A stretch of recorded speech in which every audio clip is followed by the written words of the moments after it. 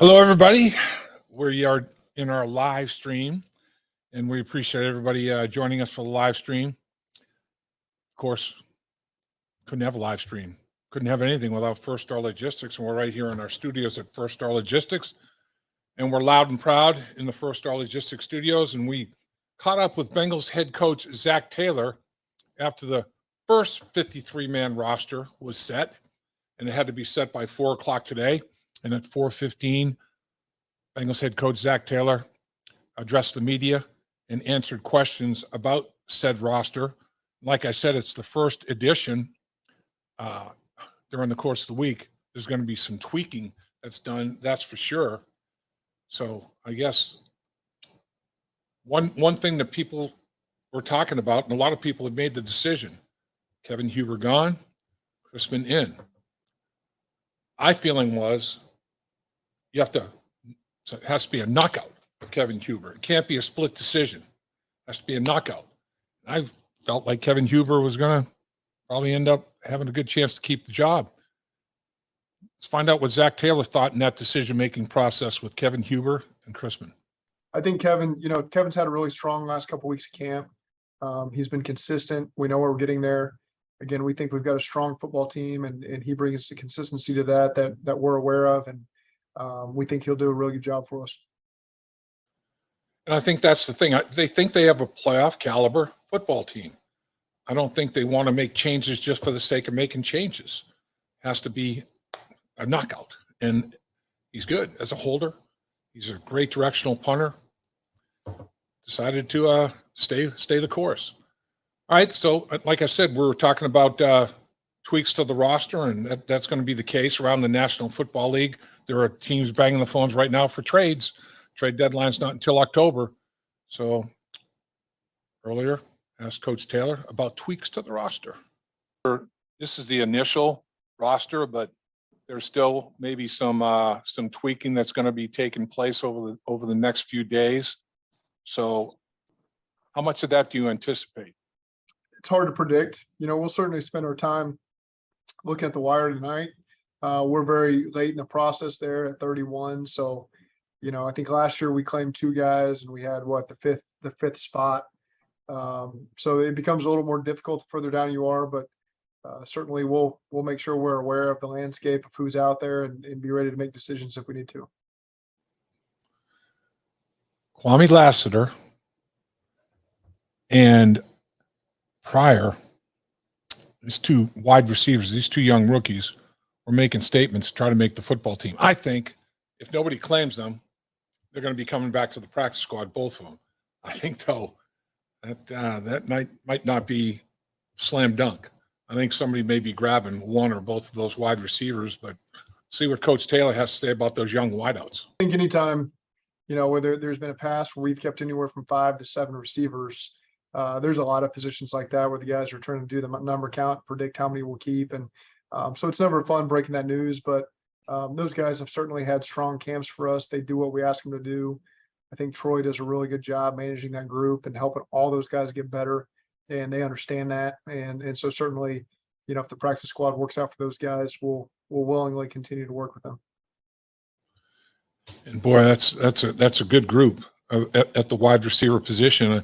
I think Irwin made another case to be a practice squad potential candidate. And then finally, how about at the corner position? Allan George. Sometimes there has to be other scenarios that take place that give you a clearer path to make a roster.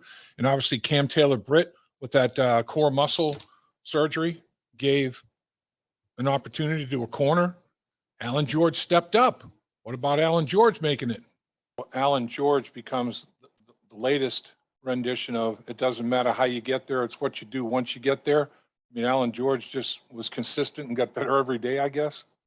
I agree with that. I think he had a strong last couple weeks of camp and continued to make plays when his number was called, got his hand on the ball a number of times. And I think that just continues really what Duke and the scouting department have done here with their eye for undrafted talent. They do a really good job of putting us in a good position to acquire some of those guys and then bringing in the right ones that have a chance to make the roster. And there's just a history over a number of years, again, well before I got here, of undrafted guys getting an opportunity here and making the most of it. So that's Bengals head coach Zac Taylor. Just about a little bit of information that he gave us at a 4:15 press conference. It, I guess, went, I don't know, close to 25 minutes or so. Very forthcoming, as he always is. I don't think there are any huge surprises on the Bengals. They basically released to free agency 3 players. They're eligible to sign with another team right away or re-sign with the Bengals. Trayvon Henderson, safety. Defensive end Noah Spence. Wide receiver Mike Thomas. Look for Mike Thomas to be a guy that the Bengals do re-sign. They waived 23 players. And no real big surprises in that area. I don't think people would be shocked at any of the names that I'm not going to read all 23 names, but tough day for those young men. 16 will return as practice squad players. I mean, I can, as I was going down the roster of for the last preseason game, 1, 2, 3, 4, 5, 6, 7, 8, 9, 10, 11, 12, 13. I almost came up with 16 real quickly. So I don't think it's going to be a major issue. There may be 15 or 16 guys that the Bengals waived that they would bring back to a practice squad in a heartbeat. And that's not including other guys that are on the waiver wire that may not decide to stay on the practice squad with the team that gave them an opportunity at training camp. The Bengals can pick them up and add them to their practice squad as well. So there's going to be, they have to be exposed on the waiver wire for a 24-hour period, and the Bengals will hopefully be able to announce their practice squad players at some point tomorrow. So that 16-player practice squad is big. It's a big deal. There's no question about it. So let's get out to some questions that you folks may have out there on this cutdown day. Bengals getting down to their 53-man roster for the first time. Jesse Bates, by the way, is still on the commissioner's exempt list, and that'll take place until tomorrow. So that's another. There are so many lists to keep track of. Duke Tobin and his staff, they have a busy day, no question about it. Always got to say hi to Yash. Yash, London, yeah. Uday again from London. Because it's 5. If I remember, my son was 4 years in London with the Air Force. Yeah. So he's like 5 hours ahead of us. 5 hours ahead of us, if I remember correctly. So it's almost bedtime for Yash, and sleep tight, Yash. Good day to you as well. Zach looked a bit sad. It must be tough being a messenger, man. Yeah. I mean, it's tough for both sides, messenger and receiver. Yeah, tougher for different reasons. Receiver is crushed. You know, it's like you gave everything you had, didn't leave anything out there that you felt like, oh, if I had just done this, had just done that. The tough part of it is if you get injured, but not injured to the point where you have to miss time, but you're really not playing at your full potential, that can be tough. But honestly, it's tough to hear that news, I'm sure.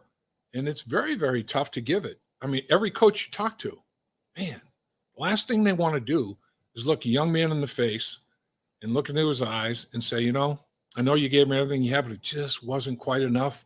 It's just not there at this point. I'm going to have to move on. Not saying that we can't maybe work something out down the road. With this 16-player practice squad, you can ease the pain a little bit because you can say to as many as you want to that you're a practice squad candidate. If not for us, for another team in the National Football League, there's no question about it. So it does ease the pain. Paul Brown used to call it, I look forward to it because it's an opportunity to tell a young man that it's time to get on with his life's work. Because he said here in the National Football League, if you play 5 years, you're fortunate. If you make it, you're fortunate. If you play 5 years, you're triply fortunate. And if it goes longer than that, you're unbelievably fortunate. So he said, I really don't have an issue with telling some young man that it's time to get on with your life's work. So that's the way he looked at it, as an opportunity to tell him to move on. Tough. That's a tough dynamic. There's no two ways about it. We're going to go back to Yash here because all right. His thing is and you and I have had this discussion. Mm-hmm. We started talking about it after the last preseason game. Yash says he thinks Huber can't punt as far, but he's a good placeholder. McPherson can kick at 60 yards. not the best punter anymore, but will be punting it less. Yeah, I mean, I think part of it is, like Zach said, we have a good team. And why mess with the operation of, if not the best, the top 2 or top 3 kickers in the National Football League, Money Mac, snap holder huge. And if he's approaching that ball, not even thinking about it, it becomes even more automatic from as far as 60 yards. And remember, early on, Darren Simmons said, if punters are usually holders now, so holding becomes 60% of the punter's job, and punting the football is only 40%. And I was like, wow. And that's a big statement. Kevin Huber's never muffed a snap, never, in 14 years. So you can't get any better than that. So it's like, why mess with it? And the way that final preseason game worked out, like we talked about, Chrisman got an opportunity to do exactly what he does best, boom it. Kevin Huber got an opportunity to do exactly what he does best, which is directional punt it and pin him inside the 20, maybe even inside the 10-yard line. And neither had to experience something that they don't do as well. I mean, if they had reversed the situations in the 2 punts that they each got, it would have been interesting to see who could have handled the other better, because both punters were able to just, in Chrisman's case, he uncorked a 65-yard and I hit the 5-yard line for a touchback, went in the end zone, 45-yard net, though, not too shabby. Bottom line, like I said many, many times, though, in my opinion, had to be a knockout punch, not a TKO. And I think that Chrisman put up a heck of a fight. It went 15 rounds. There's no doubt about that. I mean, it was a slugfest. It went 15 rounds. And there's a good chance that he's going to be Buffalo or somewhere in the National Football League. Buffalo drafted a rookie punter. He got himself in some hot water. No doubt about that. Buffalo didn't want the PR nightmare. Chrisman may have a shot there. So it's going to be interesting to see how it all shakes down. But Kevin Huber, in Darren Simmons' eyes, like Zach was talking about, consistency, knowing exactly what you're going to get, no uncertainty, no question in your mind. You have a good football team. That was the decision. Yeah, and as you said, something good's going to happen for Drue Chrisman. Oh, yeah. So either someone's going to pick him up or he's going to be back with the Bengals. He'll be on their practice and the squad. practice squad guy. Yeah. If nobody picks him up, that is one heck of a practice squad player right there. And he's been that before. He's been on the Bengals practice squad already. And he's been on and off the Bengals practice squad. So, it's I don't think his career of punting in the National Football League, I don't think that dream is over. I don't think it's over by any stretch. We'll see where he ends up. Dave Lennox says, Laps, who's one of your favorites as a person that made the team? I'll tell you who one of my favorites, and this young man, Allan George, the undrafted corner out of Vanderbilt, I'm sorry, two great academic schools out of Villanova, yeah, Howie Long, that's the last great Villanova player. This young man, married, head straight, head on his shoulders, very, very, very sound individual. I think he's very mature. He's mature, but beyond his years. And the Bengals and their scouting department, headed up by Duke Tobin, have unearthed these college free agents that have traits, and the Bengals can project them making a football team.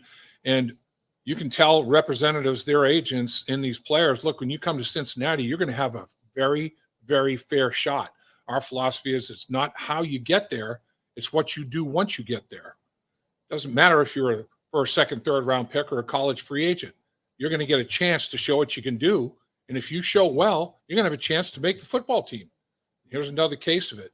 Now, again, Cam Taylor-Britt's injury to that core muscle is a factor.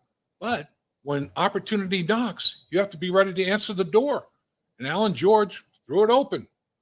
I applaud him. I admire him. And, he beat some long odds. Beat some long odds for sure. Got to respect a guy that handles his business that way.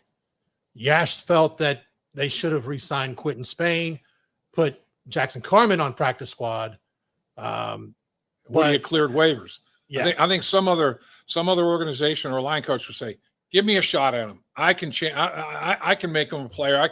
I'm not sure. You have to clear waivers to be put on the practice squad. You just don't go from, okay, well, you're on our training camp roster. We're going to put you on our practice squad. All these guys that are waived, 16 of the waived players, not necessarily all from the Bengals waivers, but other waived players around the league. Everybody's trying to fight for those practice squad spots now. So, yeah, Jackson Carman is one of the offensive linemen that made the team at this point on the 53-man roster. Yeah. And hoping that T. Gray Scales makes it. I hope he gets a chance to be on the Bengals practice squad. I'm a huge T. Gray Scales fan, having known him since he was a sophomore at Coleraine High School and watched his high school career and his career at Indiana and know him personally. Great young man. Yeah. And, he's bounced around a couple places and he's just looking for that opportunity. I think whenever he gets that next opportunity, he's going to grab it fully. It's interesting. The Bengals are a good example. I mean, the linebacker position, the numbers are dwindling. Everybody's playing nickel defense. Everybody's base defense is only 2 linebackers on the field. Used to be 3. In a lot of cases, teams were playing 3-4 defenses with 4 linebackers. So teams would carry 7 and 8 linebackers. The Bengals right now, 5 linebackers is a big number. And that's what that's the situation. That's the reality of it. And he's facing a little bit of a numbers game. But I'll tell you what, when he got his opportunity to play against the Rams, stepped up, made plays. He was a stat sheet stuffer, and that's all you can ask for. So it'll be interesting to see if he clears waivers. If he does, no doubt he's on the Bengals practice squad.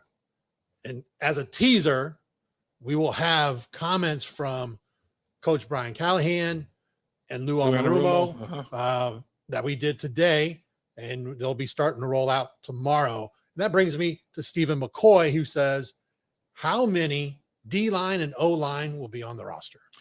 Yeah. Okay. Let's count them up right here. At this point in time, you have the 5 starters. You have Jonah Williams. You have Cordell Volson. In my mind, he's the starting left guard.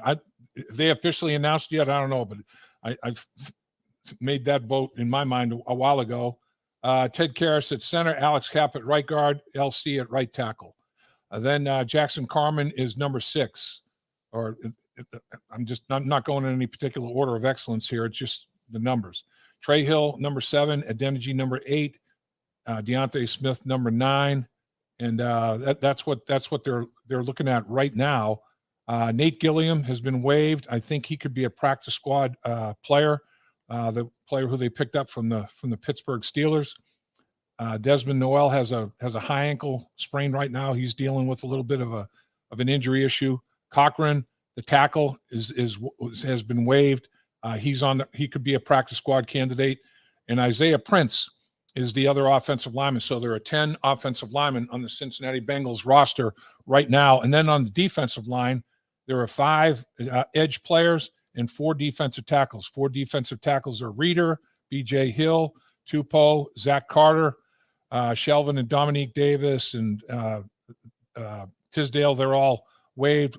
One of them could be a practice squad player potentially. On the edge, you got Sam Hubbard and Trey Hendrickson. Obviously, you got Osine, you got Sample. So you got those 4. And let's see, on the Jeff Gunter is number 5. So you have 9 defensive linemen currently on the roster. That's what we're looking at on your offensive and defensive line. 10 O linemen, 9 D linemen. Dave, we talked about this subject earlier today in between some of the videos about how good it is to be on a practice squad right now as far as payment. Yeah. Well, not the practice squad.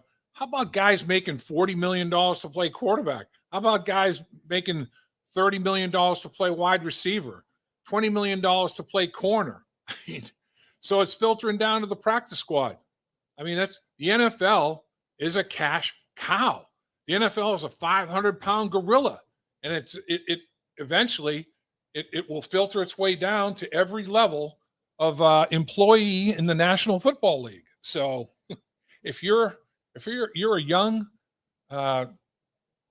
person that's going to school, and not just football players, but if you want to get into a front office or some sort of a sports employment, for your working career as an adult, man, consider the National Football League, because it is a cash cow. It's just rich.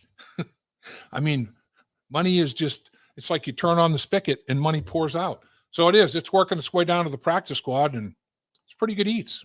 Not bad. And really, as a practice squad player, you're not playing the games. You're not getting beaten up. And during the course of the week of practice, there's no severe contact there. It's a pretty good job for the sake of, doing what you're doing and giving the your teammates, the other team's looks in terms of formations and plays and getting them ready to play in the game that weekend. That's a pretty good job. It's a lot better than working for a living. Telling you, when your avocation and your vocation are the same thing, whether you're a superstar in the NFL or a practice squad player, life's good. Life's good. No doubt about it. Dave, was 4 running backs a shocker to you? It was for Crystal. Yeah, Crystal, I asked Zach that very question in the earlier press conference, and I said, Travion Henderson, Williams, I should say, Trayvon Henderson got waived, but Travion Williams, the running back, he just flat out won the job by his performance. So it's will it stay at 4 running backs? That's the question. We're talking about the tweaks that are going to happen during the course of the next few days. And guys that are like the last running back, like Williams, the last lineman, offensive lineman. They could go from 10 to 9. They could go from 4 to 3 at the running back situation if they have to. Just because you made this first version of the 53-man roster does not mean that it's cast in stone for you. There are still guys on this roster that their status is cast in jello. I mean, 53-man roster. On game day, it goes down to 46. There are 7 deactivations. But to be on that 53-man roster on game day is big. It's big. There's no question about it. And will Williams get there? The next few days will tell. Derek says, Dave, do you think Frank Pollock is making a mistake by making all of our backup O-linemen play every position instead of developing them into a particular position? No, I don't. I mean, I think that, if you're a backup center and that's all you can play as center, it's not good enough. I mean, if you were in that mindset, you'd have to keep 10 offensive linemen. You'd have to have 5 starters and 5 backups every single game, because if your starter goes down, you have to have another one who's just playing that right tackle position, one that's just playing that right guard position. Even starting offensive linemen need to be able to play more than one position. In this era of positionless players, the more you can do, the better off you are. You have a much stronger position with the football team, with the organization, if you've got some versatility and position flexibility. There is no doubt about it, no 2 ways about it. Like Trey Hill. Trey Hill can play center or both guards. If you've got one guy that can be your primary interior offensive line backup, it's pretty good. Pretty good. And like Jackson Carman, going to have to play right and left guard now. He's not the starter at left guard, so he's going to have to be able to play right and left guard. If you're not a backup tackle, you have to be a swing tackle. You have to be able to play both right and left tackle. It's just the fact of life in the National Football League. Yeah, and having a brother who played at the collegiate level, offensive line, he played during his career. He started games at both tackles, both guards, never had to start at center, but had to be able to show that. And even had a game where he played tight end. Yeah. Well, I 2 different games, I played all 5 positions in the same game.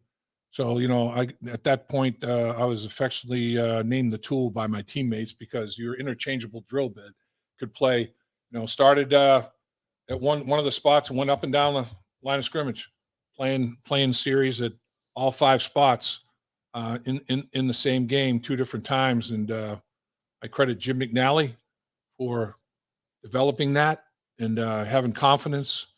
You have to be able to handle there's different physical requirements at all the spots, and there's different assignments. But the thing is, it helps you as a lineman because you're not tunnel vision. If you are just playing right tackle, all you're going to do is focus on that right tackle. But if you have to play other positions, now you're going to see the big picture. You're not just worried about what you're doing. You have to understand what everybody's doing because you may be playing one of those other positions. So, if the guard pulls, is the tackle blocking down? Is the center reaching? Is there a fullback filling? What's going on? What's going on everywhere? Not just one position. Understand the big picture.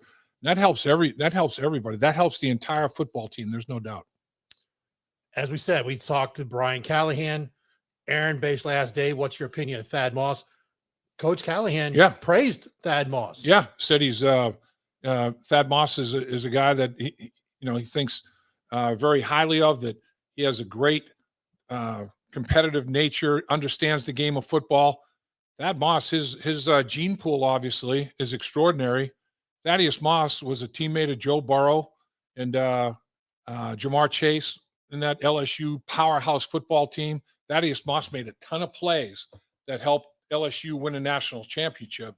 So Coach Callahan likes what Thaddeus Moss brings to the table, and there's no doubt that Thaddeus Moss, if he clears waivers, not picked up by somebody, he will be on the Bengals practice squad as well. Gabrielle says Allan George going to take Eli Apple's job next year. I don't know. I wouldn't jump into way into big conclusions. If they make a move at defensive back, the first guy to go would be Allan George. So Allan George is kind of the last man to the party, which is great. But I wouldn't start leapfrogging him everywhere. But the first thing you have to do as a college free agent is make the team. And Allan George made the 53-man roster. Will he make the 46-man roster for the dance against the Pittsburgh Steelers? Don't know about that. We shall see.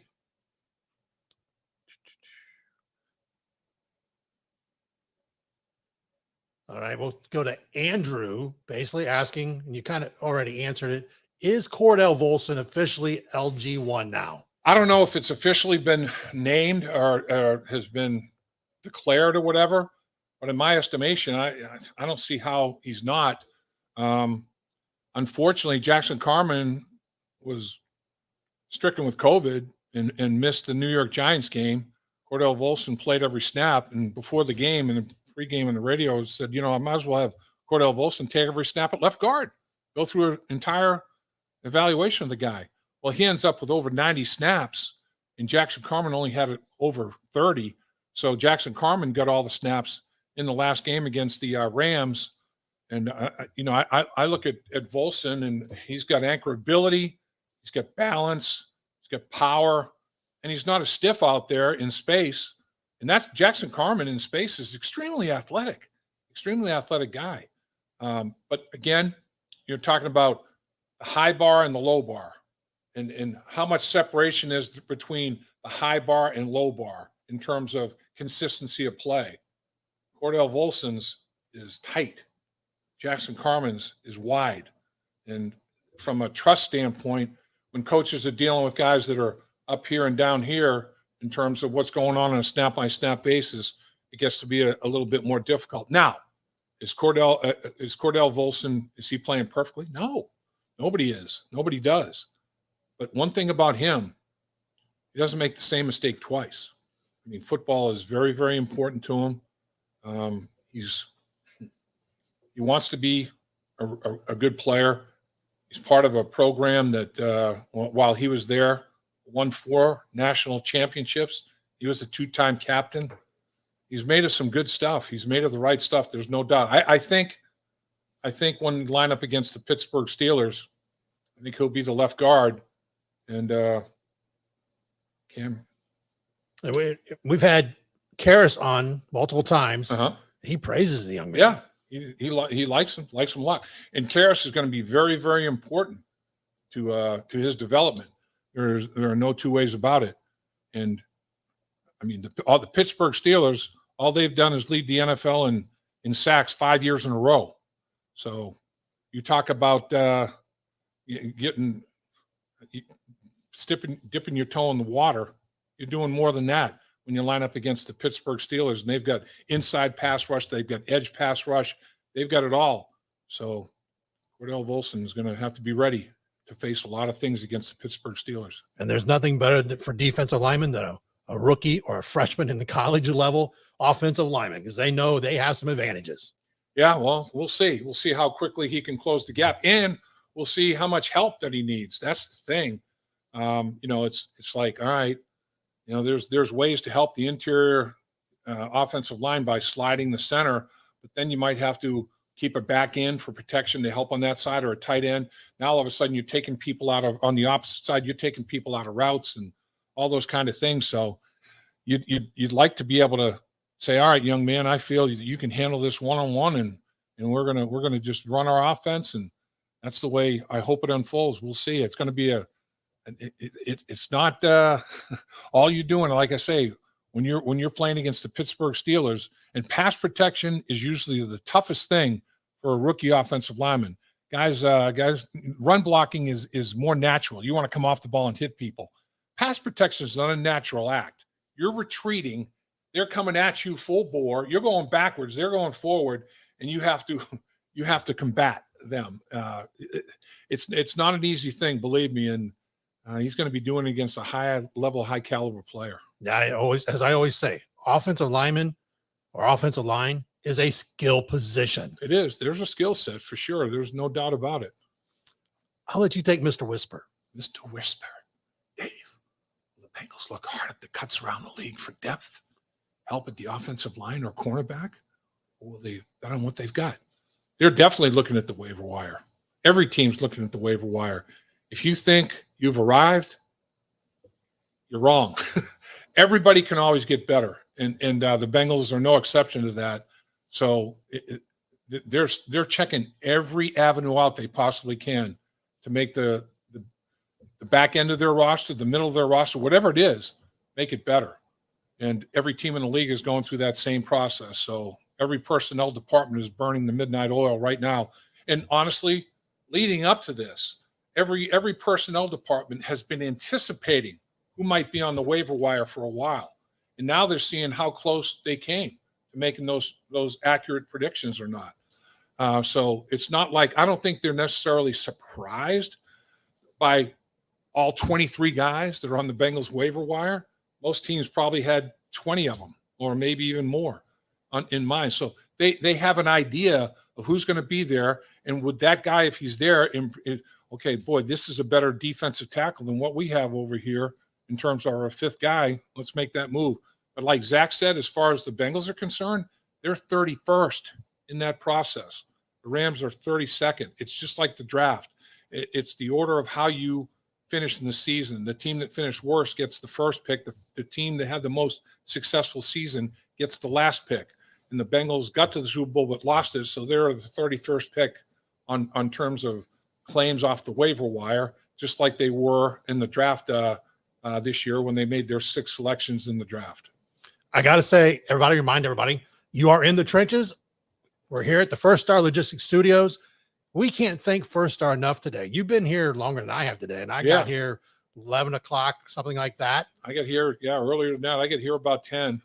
So, and they were kind enough to get us pizza today. Yeah, nice. I tell people all the time, hey, if you're looking for a new career, you want to go someplace exciting and fun, First Star Logistics is the place to go. Take care of you. We're talking about building a team is what we're talking about here. Talking about putting together, the best roster you possibly can. That's what First Star is always trying to do. Get the best roster they possibly can, put together the best team they possibly can. It's all about teamwork here at First Star. Everybody takes care of each other. Jim Harden, Dave says, Dave, were you surprised Mike Thomas, wide receiver, and Trenton Irwin were cut? Mike Thomas, wide receiver, there's no doubt they want to bring him back to the 53-man roster. And, once again, the guys that are injured, if they decide to put them on injury reserve after making the 53-man roster, they're only out 4 weeks instead of for the season. So there's procedural things, there's lists, all that sort of thing. They're definitely hoping that Mike Thomas is there. Now, will he maybe not be? There's a chance because he's definitely in their special teams plans and all that sort of thing. So Trent Irwin, I think if he clears waivers, practice squad. They're all over that with the practice squad. I mean, they'd like to have him with those 2 young wide receivers, those 2 rookies we talked about earlier. I mean, if you have a wide receiver practice squad of Irwin, Lassiter, and Pryor, you got 2 rookies, you got a veteran. I mean, that's a pretty good. You have a mentor, you have 2 young guys that are eager to learn. That would be a great dynamic on your practice squad. There's no question about it. I don't think it'll happen. I don't think that all 3 of them will necessarily be available to be picked back up by the Bengals on their practice squad, but that's the nature of the beast in the NFL. Say hi to Les. He said hi to both of us. I'll let you go ahead with the question. All right, Les Hernandez. How concerning is the fact that although better on paper, games aren't played on paper? No doubt about that, Les. My point, offensive line can play with fluidity. Houday. That is the key, Les. The offensive line playing with fluidity. It's 5 playing like 1. That's what it's about. And there has to be that cohesion in the running game, not just in pass protection. It's huge, obviously, protecting your quarterback, but in the running game, it has to be everything. And I've said this and talked about it many times. It's like a fist, Les. You don't think about making a fist. It's an involuntary reaction. When all 5 offensive linemen are playing like they're supposed to play, they're like that. It's 5 playing like 1, and it's a big, strong fist. If only 4 are doing it right, not curling that thumb to finish the fist. If only 3 are doing it right, you're not curling all 4 fingers and wrapping the thumb. I mean, have to have all 5 components on the same page, understanding everything at the same level, and playing as one. That's the bottom line, Les, and that's the key to success offensively in the National Football League. You are right on it, my man. Asking about Clay, they said Johnson with Johnston. Johnson, right. Does he make the roster in that linebacker room? Yeah. How do you waive him after he had a 20 tackle, 16 unassisted tackle performance? Clay Johnston got himself a job against the New York Giants. There's no question about it. I mean, it was an unbelievable performance when you talk about all the defensive snaps and special team snaps he took that night. It was about 80 snaps.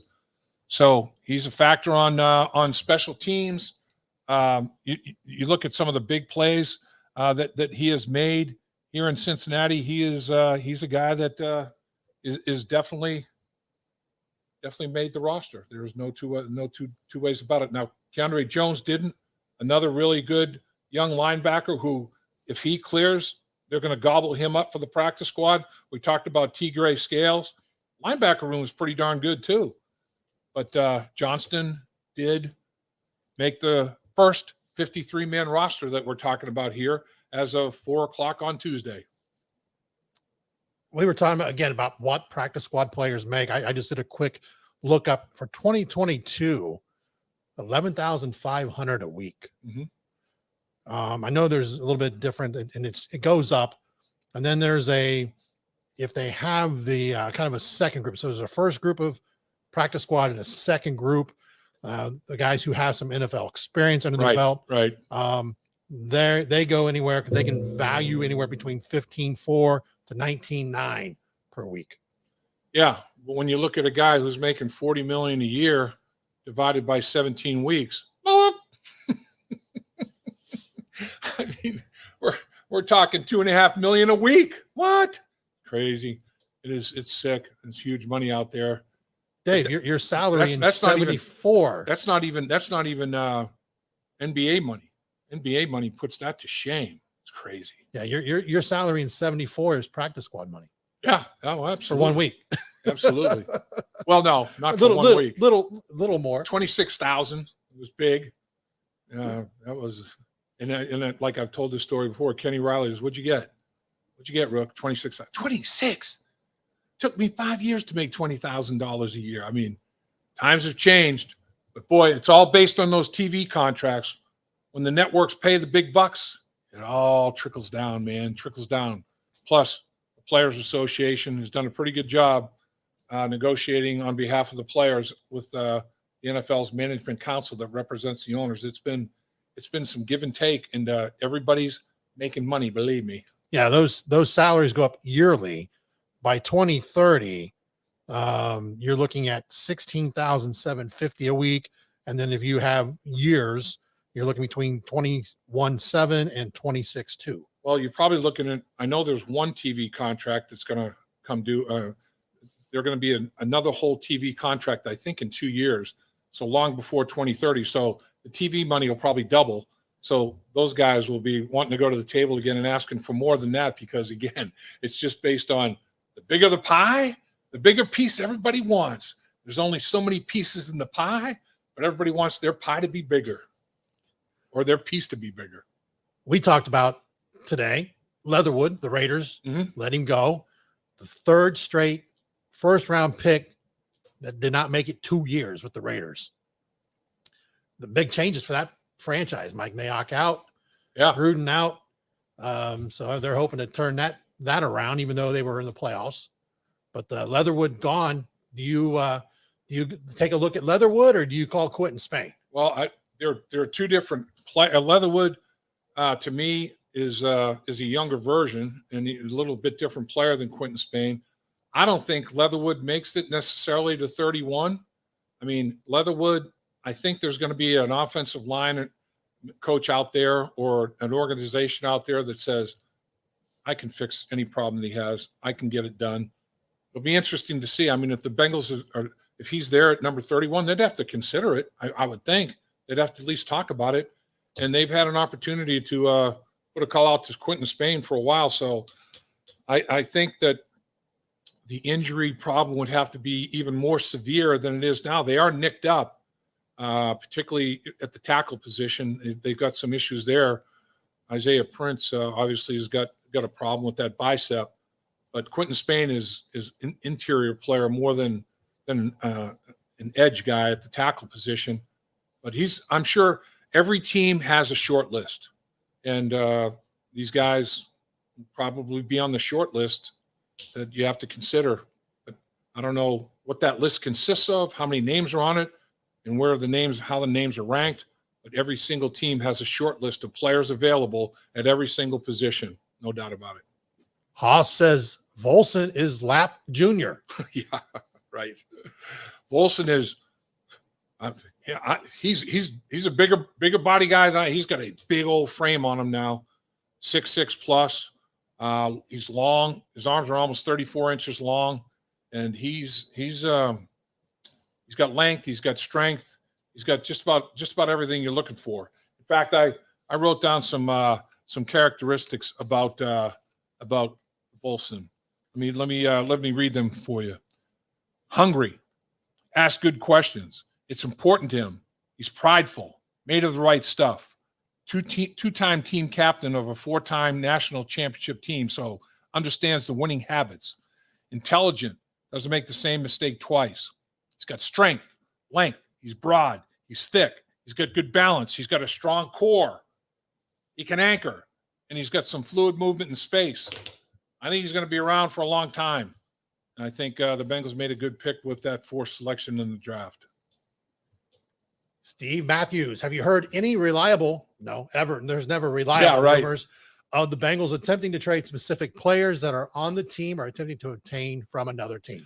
I know that ask Zac Taylor at the presser. You guys, there's a trade deadline that's open till October. And Zach, I wonder about the numbers before the roster cut down and after the roster cut down, how those trade numbers have stacked over the last few years. And that would take some research. And Zach said he doesn't have those research numbers, right now, but everybody's always banging the phones. There's a lot of conversation. There's a lot of what ifs, but not a whole lot of them get consummated. It takes two to tango, and both parties have to be satisfied. And look at the one the Bengals made last year. Billy Price for B.J. Hill. Billy Price is no longer a New York Giant, I should say. He's no longer a New York Giant, and B.J. Hill got a contract extension after having an outstanding season at defensive tackle for the Bengals. He and DJ Reader, they're the guys on the interior right now.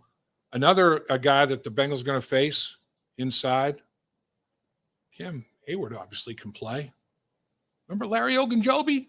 Larry Ogunjobi's a Pittsburgh Steeler.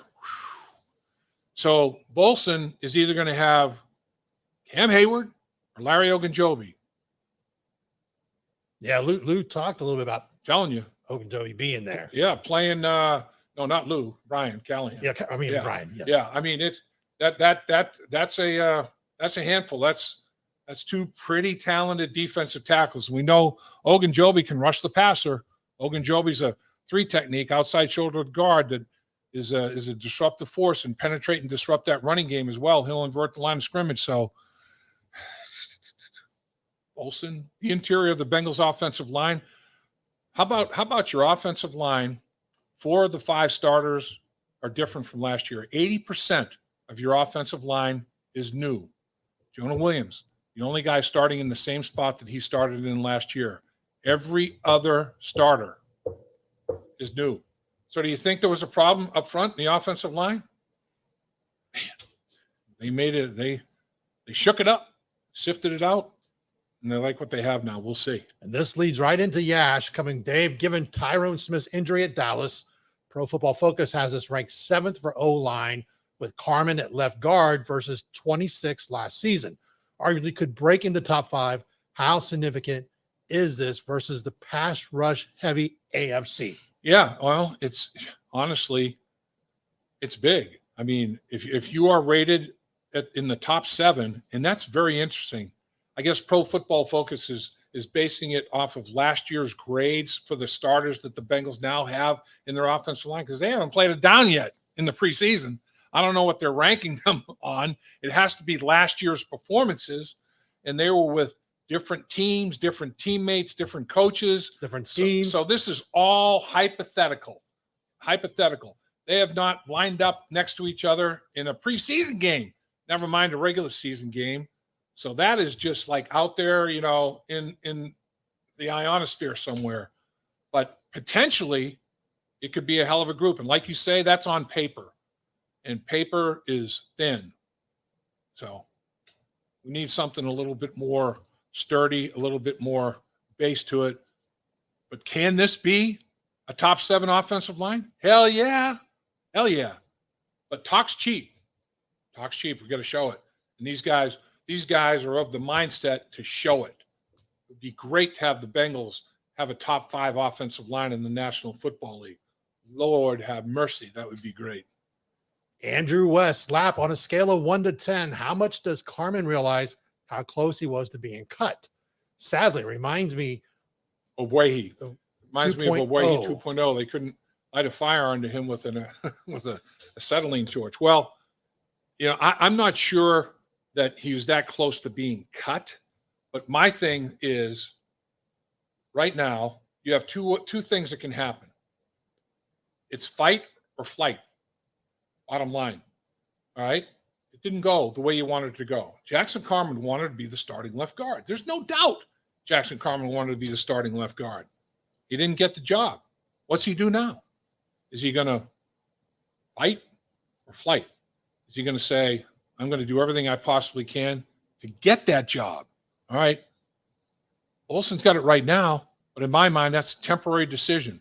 I'm going to go out to practice every single day and be the best I can be and see if I can recapture that job. That's the mindset you have to have. You can't just say, boy, that's it. Lost the job. Wilson's the left guard. I'm done. You can't be that, because at some point they're going to need Jackson Carman to take snaps at some point during the season. There's a strong likelihood that could happen. And if Jackson Carman is not ready to take advantage of that opportunity when it knocks, you're doing yourself and your team a disservice. Everybody has to be ready to play. You're a one snap away from being on the football field and being somebody that your football team and your teammates and the coaches are counting on. You have to prepare like you're a starter. You have to prepare to meet the challenge when the opportunity's there. That's the mindset that everybody on the football team has to take. This is the National Football League. Everybody can play. Andrew West again. Can you talk about Trey Hill's progression? Is he capable of being in the mix next year as a starter? I think Trey Hill had as good a training camp as almost any. Trey Hill had I thought, a very, very strong training camp. I think I would as a coach, and this is the kind of thing I'm talking about when I was talking about how is Jackson Carman going to approach it. Trey Hill prepares like a starter. Trey Hill is ready to play.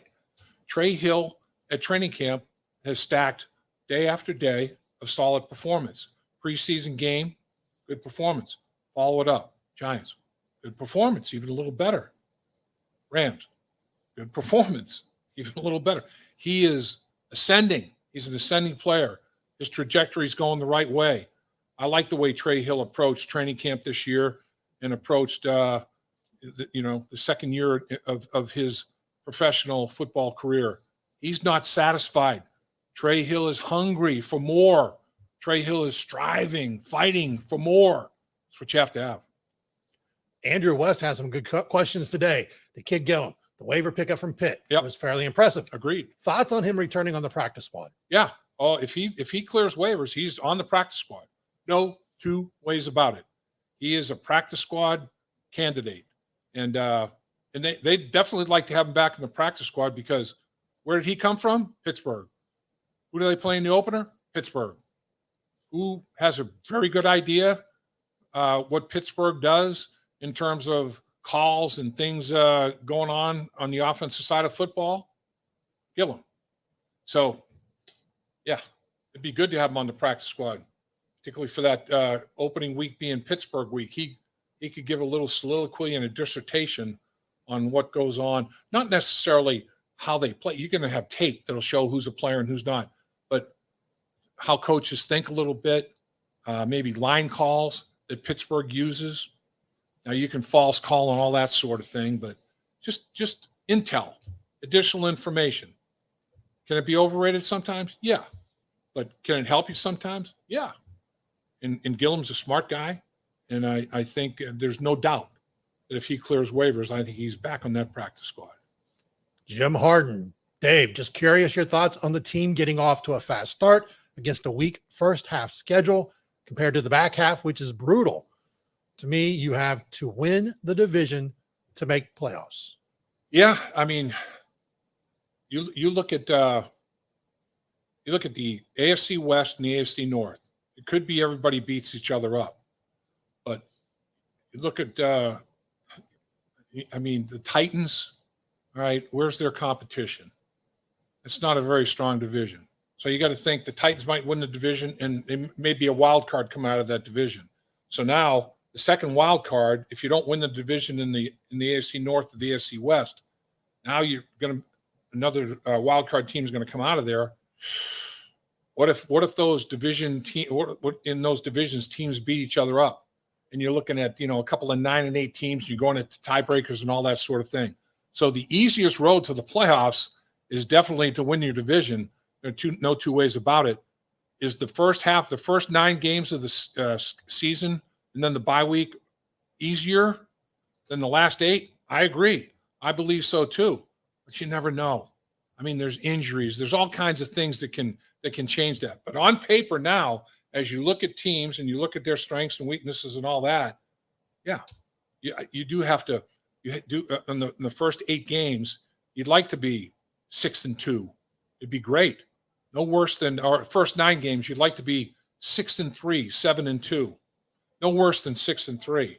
Because if you have 6 wins going into the second half of the season with those last 8 games, now all you have to do is play 500 football, and you have 10 wins, which could very likely win you the division again. I think 10 wins could win the North because I think it's a competitive situation. We'll see. And another plug, you talked about this with Andrew Whitworth. Yeah. Who we did a recording with today that will be probably the first part of next week. Uh-huh.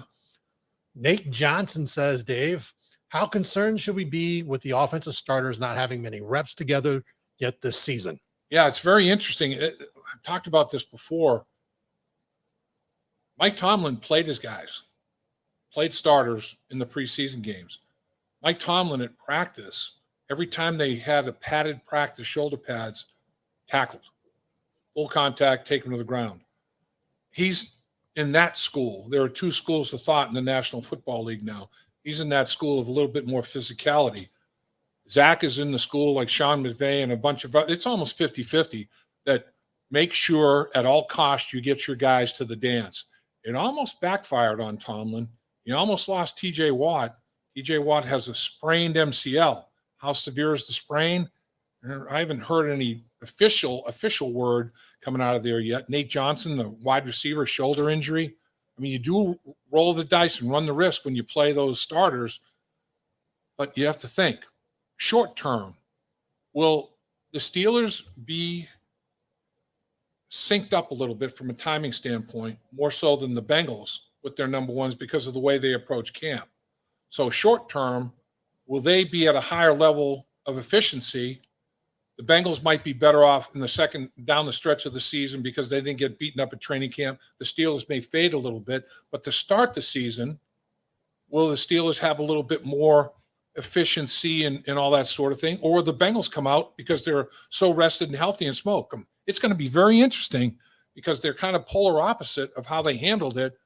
I do think the Bengals will be much better in later September than they are in early September. I think teams are that way anyway. So it's going to be interesting to see how quickly they can find that rhythm and timing. And the one thing that's encouraging, all these linemen that they've signed that haven't played snaps next to each other, they've played a ton of football.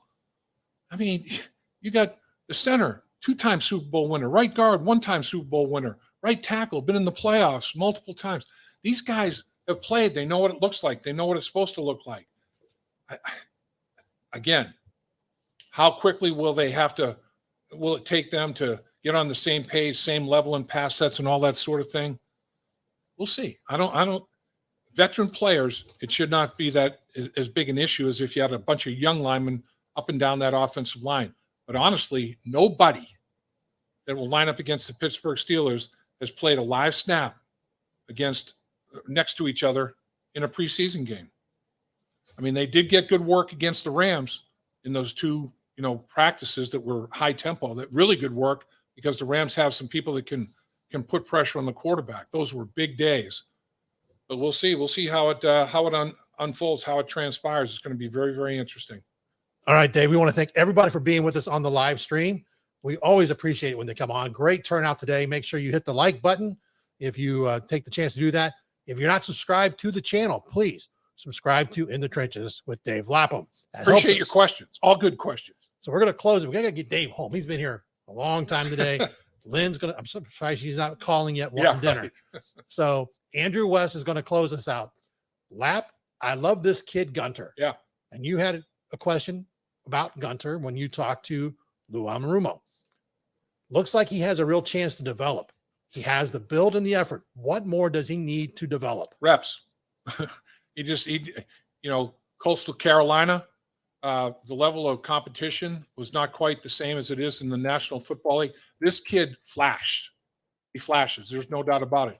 But consistency, doing things on an every snap basis, Lou Anarumo really likes what he's got for potential. He's looking forward to developing him.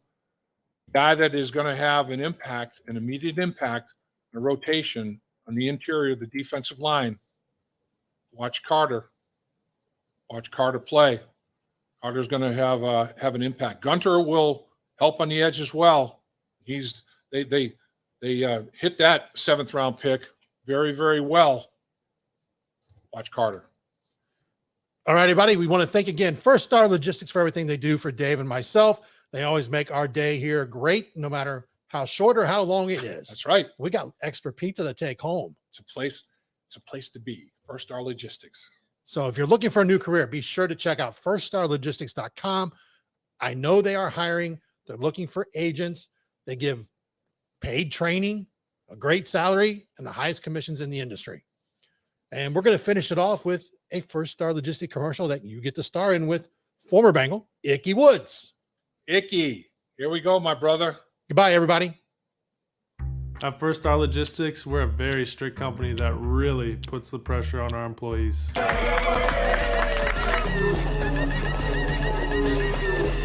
Brakes? What are those? That's what I'm talking about, Icky. Get the body right, then the mind's right. Yeah, got to get that body right. That's right. Yes, sir. Become a star with a chance to earn the highest commission percentages in the industry as a freight broker agent. Check out firststarlogistics.com.